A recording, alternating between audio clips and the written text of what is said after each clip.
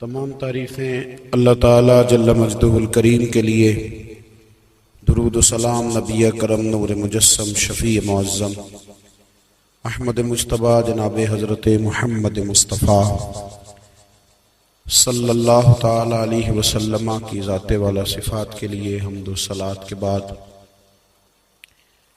عزیز دوستو، بزرگوں اور بھائیوں، انسان کھائے پیے سوئے جاگے تو اس کے جسم کی ضروریات پوری ہوتی ہیں، لیکن جب وہ اللہ کا ذکر کرتا ہے، نماز پڑھتا ہے، دعا مانگتا ہے، استغفار پڑھتا ہے، درود و سلام کے گجرے پیش کرتا ہے، تو پھر اس کی روحانی ضروریات پوری ہوتی ہیں۔ آج جس زمانے میں ہم وقت گزار رہے ہیں، لوگوں کی جسمانی ضروریات پوری کرنے کے لیے، غذائی ضروریات پوری کرنے کے لیے بہت سارے بندوبست کیے جا رہے ہیں، لیکن جتنا لوگ اپنی ظاہری ضروریات میں خود کفیل ہوتے جا رہے ہیں، اتنا ہی زیادہ وہ روحانی طور پر کمزور ہوتے جا رہے ہیں۔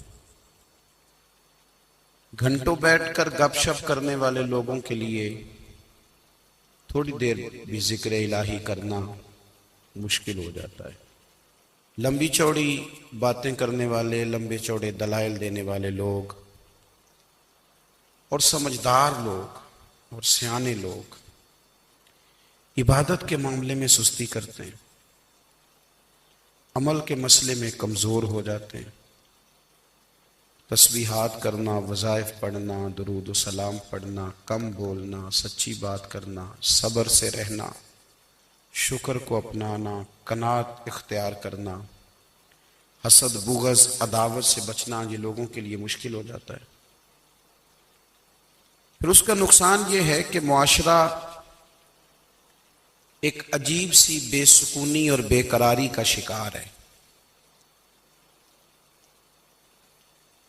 جیب میں بہت زیادہ پیسے رکھنے والا، خوش شکل نظر آنے والا، پیٹ بھر کے روٹی کھانے والا شخص بھی ڈھونڈتا پھرتا ہے کہ آخر میں پریشان ہوں کیوں۔ آپ انسانیت کی تاریخ پڑھیں گے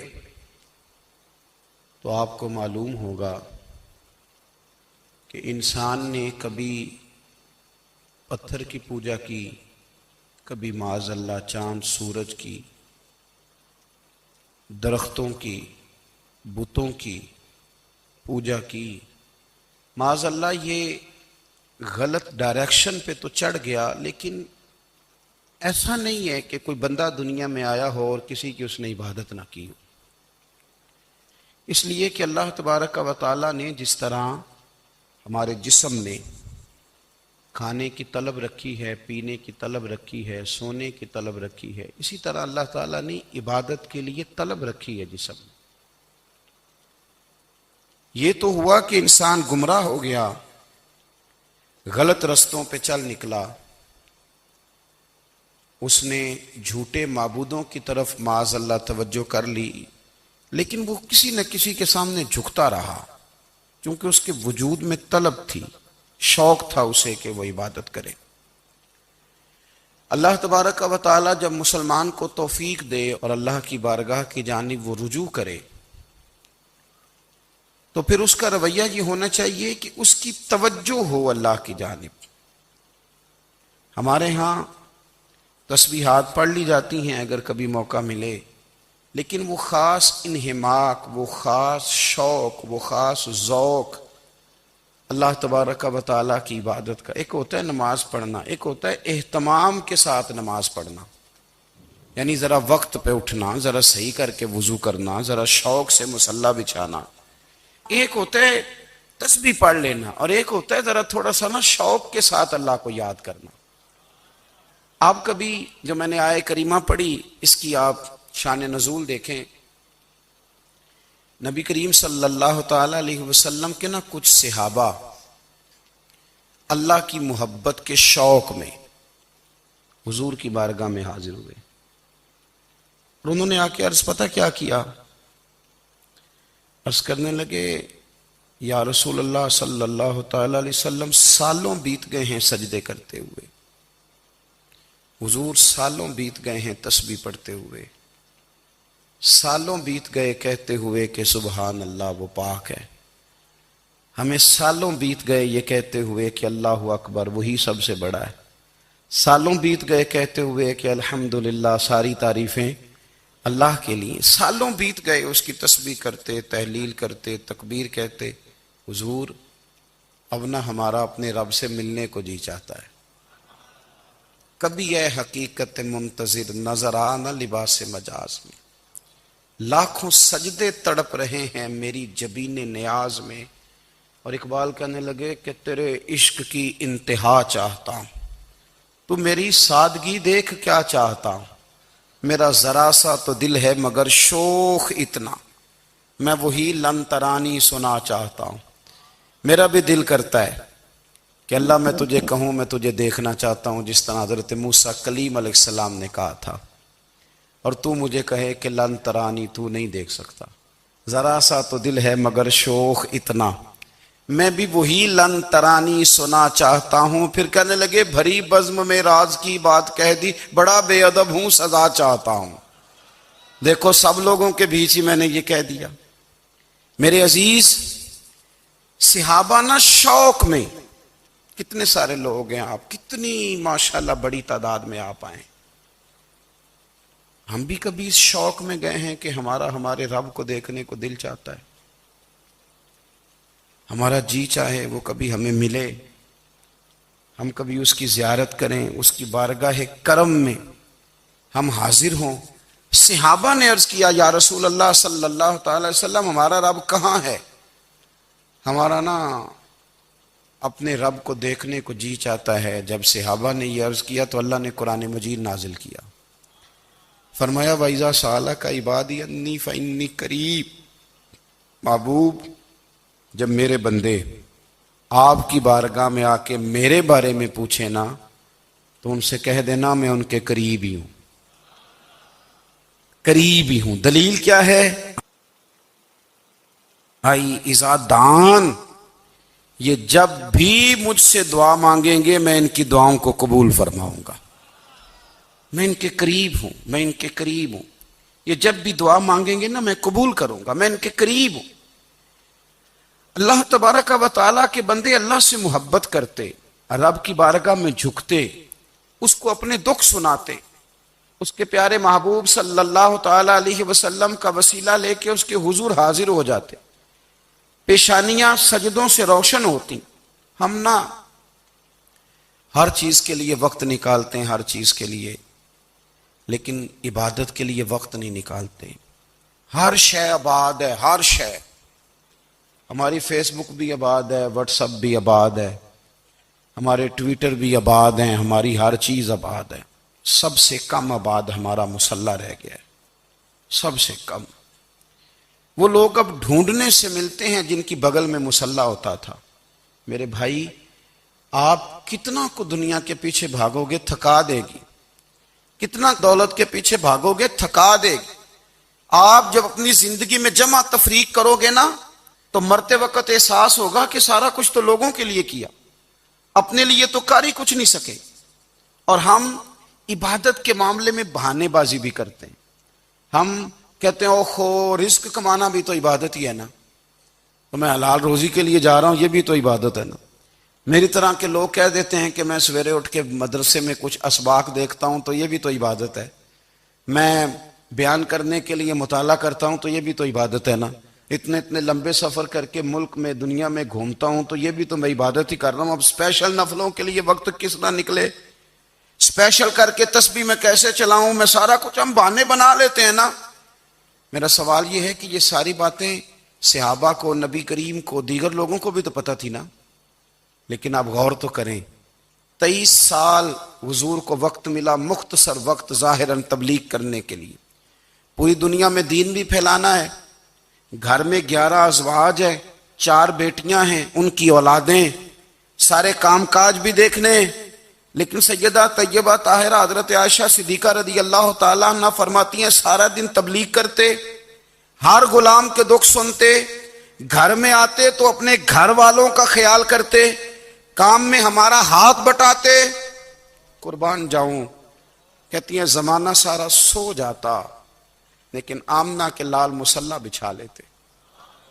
دنیا سو گئی، ساری سب سو گئے، جو خدام تھے، وہ جو غلام تھے، وہ سو گئے۔ صحیح مسلم نے لفظ ملیں گے، سیدہ پاک فرماتی ہیں او میرے نبی کے غلاموں، میں نے یہ رنگ بھی دیکھا ہے کہ حضور نے اتنا کھڑے رہے، اتنا قیام کیا، اتنا قیام کیا کہ مقدس پیروں میں ورم آ گئے، سوج گئے پیر، اتنے بڑے۔ دل پہ ہاتھ رکھ کے نہیں بتا سکتا کہ میرے کبھی نماز میں پیر سوج گئے، کوئی نہیں بتا سکتا۔ بچوں کی روٹی کماتے تھک گئے بات الگ ہے، ہم سیر کرنے گئے تو تھک گئے بات الگ ہے، لیکن عبادت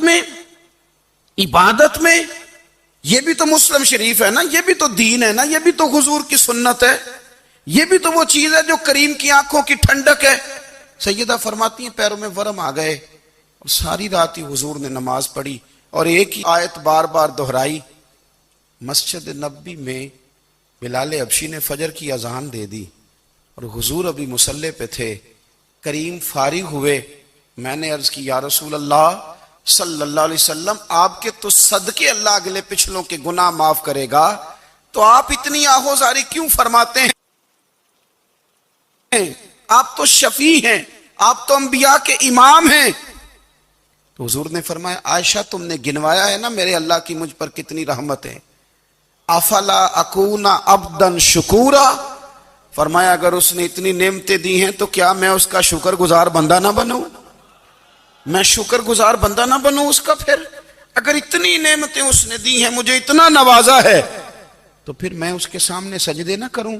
او میرے بھائی، بڑے قابل فخر لوگ ہیں ہم کہ ہم نبی پاک کے غلام ہیں، ہم قابل فخر ہیں کہ نبی کریم کے غلام ہیں۔ کیا کبھی اس غلامی کے شکرانے میں بھی 2 نفل پڑھے کہ یا اللہ تیرا شکر ہے تو نے ہمیں حضور کا غلام بنایا ہے؟ یاد رکھیں کہ اپنی روحانی زندگی کو آباد کریں، استغفار پڑھیں، تسبیحات کریں۔ حضرت عبداللہ ابن عمر رضی اللہ تعالیٰ عنہ حضرت عمر کے صاحبزادے، مکہ مکرمہ میں ان کی قبر ہے۔ میں نے جب انہیں پڑھا تو مجھے ان سے بڑا پیار ہو گیا، لیکن آپ کو پتہ ہے وہاں جا کے کسی شخص کا مزار تلاش کرنا یا پوچھنا ایک مشکل کام ہوتا ہے۔ تو ایک دفعہ میں مکہ شریف میں حاضر تھا، تو ایک گاڑی والا ڈرائیور مجھے کہنے لگا کہ مولانا میں آپ کو جانتا ہوں، مجھے آپ سے محبت ہے، ایک بات بتاؤں آپ کو؟ میں نے کہا بتاؤ۔ کہنے لگے حضرت عبداللہ ابن عمر کی قبر دیکھنی ہے۔ میں نے کہا یہ تو نہیں کہہ رہا، یہ کسی نے بندوبست کرایا ہے، یہ اللہ نے تیرے دل میں بات ڈالی ہے، یہ ہو گیا تو لے چل مجھے۔ حضرت عبداللہ ابن عمر کو نبی پاک نے فرمایا تھا راجل صالح، یہ نیک بندہ ہے، یہ متقی آدمی۔ حضرت عبداللہ ابن عمر رضی اللہ تعالیٰ عنہ سیدنا فاروق اعظم رضی اللہ تعالیٰ عنہ کے صاحبزادے ہیں، اور ان کی ہمشیرہ سیدہ حفصہ رضی اللہ تعالیٰ عنہ حضور کی زوجہ محترمہ۔ ایک دن اپنی ہمشیرہ سے کہنے لگے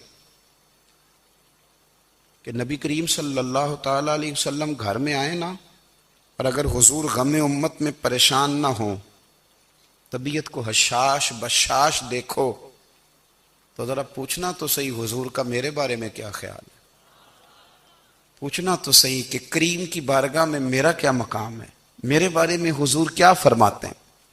اب بہن کو کام بتائے، اور بتائے بھی بھائی، اور پھر بہن وہ کام نہ کرے، یہ تاریخ میں ہوتا نہیں۔ حضرت عمر فاروق رضی اللہ تعالیٰ عنہ کی صاحبزادی ام المومنین رضی اللہ تعالیٰ عنہ فرماتی ہیں کہ میں تو بس منتظر تھی، انہوں نے تو کہا تھا نا کہ اگر تم حشاش بشاش دیکھو تو بات کرنا، لیکن حضور تشریف لائے، میری باری تھی، میرے گھر تشریف لائے، کھانا پیش کیا تو فوراً میں نے عرض کی حضور ایک بات پوچھنی تھی۔ حضور نے فرمایا پوچھئے۔ میں نے عرض کی حضور میرے بھائی عبداللہ ابن عمر کے بارے میں آپ کا کیا خیال ہے؟ نوجوانوں میری بات پہ غور کرنا، میرے بھائی کے بارے میں آپ کا کیا خیال ہے؟ تو نبی کریم صلی اللہ تعالیٰ علیہ وآلہ وسلم نے میری طرف دیکھا، اور پھر حضور زیر لب تھوڑا مسکرائے، اور بریلی کے امام کہتے ہیں کہ حضور مسکرا دیتے تھے نا تو جو بڑا دکھی ہوتا تھا وہ بھی ہنس پڑتا تھا۔ اب سوال پیدا ہوتا تھا کہ پھر تو اس مسکراہٹ کے لیے انتظار کرنا پڑتا ہوگا کئی کئی مہینے کہ حضور مسکرائیں تو رونے والے ہنسیں، تو اعلیٰ حضرت فرماتے نہیں، انتظار نہیں کرنا پڑتا، یہ مسکراتے رہنا تو حضور کی عادت ہے۔ جس کی تسکین سے روتے ہوئے ہنس پڑے اس تبسم کی عادت پہ لاکھوں سلام۔ یعنی یہ تو عادت ہے حضور کی مسکراتے رہنا، اس کے لیے انتظار نہیں کرنا پڑتا۔ بھائیو آپ خیال رکھیں گے، غور کریں گے، حضرت عبداللہ ابن عمر رضی اللہ تعالیٰ عنہ کے بارے میں پوچھا تو سیدہ فرماتی ہیں کہ نبی کریم صلی اللہ تعالیٰ علیہ وسلم نہ زیر لب مسکرائے اور فرمایا حفصہ تیرا بھائی ہے تو اچھا، لیکن میں نے سنا ہے کہ عشاء کی نماز پڑھتا ہے تو فجر تک سویا ہی رہتا ہے۔ او نوجوانوں، 10 بجے تک سونے کی بات نہیں ہوئی، 9 بجے تک سونے کی بات نہیں ہوئی، 11 بجے اٹھنے کی بات نہیں۔ حضور فرمانے لگے میں نے سنا ہے کہ عشاء کی نماز پڑھ کے سو جاتا ہے اور فجر تک سویا ہی رہتا ہے، اسے چاہیے کہ تہجد کے وقت اٹھا کرے، اللہ کی بارگاہ میں حاضر ہوا کرے، آہوزاری کرے، سجدے کرے، عبادت کرے۔ اٹھتا ہے اور فجر میں جا کے اٹھتا ہے۔ حضرت جناب حفصہ رضی اللہ تعالیٰ عنہ کہتی ہے میں نے جناب عبداللہ ابن عمر کو پیغام دیا اور میں نے کہا میرے جوان بھائی سن، نبی پاک نے فرمایا ہے تو اچھا پر تہجد میں نہیں اٹھتا، نفل نہیں پڑھتا۔ او میری ملت کے جوانوں، مزہ نہیں آ جاتا جب ساری دنیا سوئی ہو، ساری دنیا، اور بستر بھی گرم ہو اور نیند بھی پورا غلبہ کر رہی ہو، اور اچانک گھنٹی بجے دماغ میں، آنکھ کھلے، گھڑی پہ نظر پڑے، 3:30 4 بجے کا پیغام گھڑی بتائے، اور کوئی چڑھتی جوانی والا اٹھ کے وضو کرے، اور جب وہ مصلی کھول کے بچھائے تو مدینے والے محبوب کہتے ہیں کہ ہر نماز پہ رب ثواب دیتا ہے، اور جو اٹھ کے تہجد کی نماز پڑھے اسے دیکھ کے تو رب مسکراتا ہے، جو اس کی شان کے لائق ہے، جو اس کی شان کے لائق، وہ مسکراتا ہے، خوش ہوتا ہے کہ میرا بندہ تہجد میں اٹھ گیا، وہ مسکراتا ہے۔ کاش ہماری صبحیں کبھی اپنے مالک کے نام ہو جائیں، کاش کے صبحیں۔ حضرت ابو الحسن رحمۃ اللہ تعالی علیہ حضرت معاذ ابن جبل رضی اللہ تعالیٰ عنہ کے پاس بیٹھا کرتے تھے، فرماتے ہیں ان سے جو پیار بڑھا تو پھر میرا مصلی سے بھی بڑھ گیا۔ تابعی ہیں، فرماتے ہیں صحابی رسول سے محبت ہوئی تو ذکر سے بھی ہو گئی، پھر درود شریف سے بھی ہو گئی، محبت ان سے بڑھی تو پھر اللہ نے مسجد کا پیار بھی بڑھا دیا۔ آپ فرماتے ہیں کہ میری ہر وقت طبیعت چاہتی تھی کہ بس اللہ اللہ کروں، بس اللہ اللہ کروں، بس نہ میں ذرا تھوڑی جان چھڑاؤں لوگوں سے، کو 10 منٹ ملے تو میں کو 4 نفل پڑھ لوں، میں تھوڑا سا نہ بچوں لوگوں سے، اور مجھے تسبیح ملے تو میں نہ